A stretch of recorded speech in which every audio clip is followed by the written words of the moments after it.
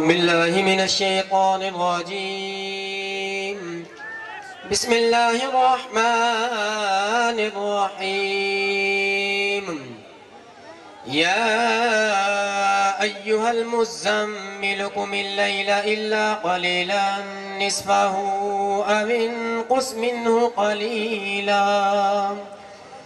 أو زد عليه ورتل القرآن ترتيلا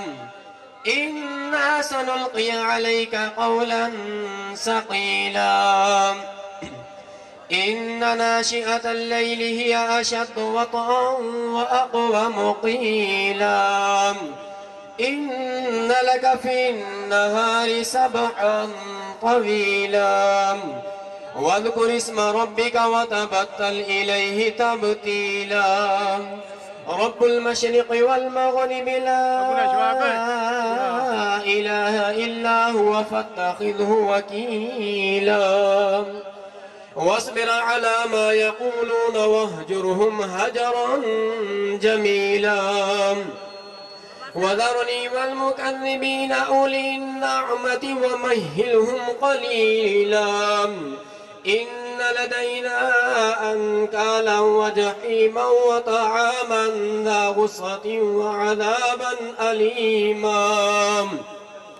يوم ترجف الأرض والجبال وكانت الجبال كثيبا مهيلا إنا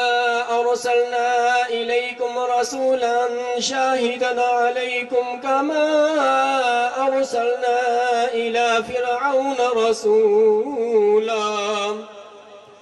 فعصى فرعون الرسول فأخذناه أخذا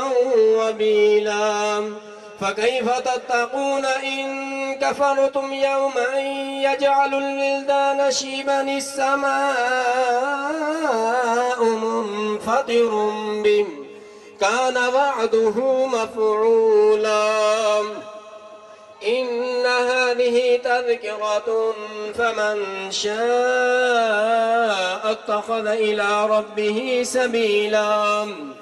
إن ربك يعلم أنك تقوم أدنى من ثلثي الليل ونصفه وثلثه وطائفة من الذين معكم والله يقدر الليل والنهار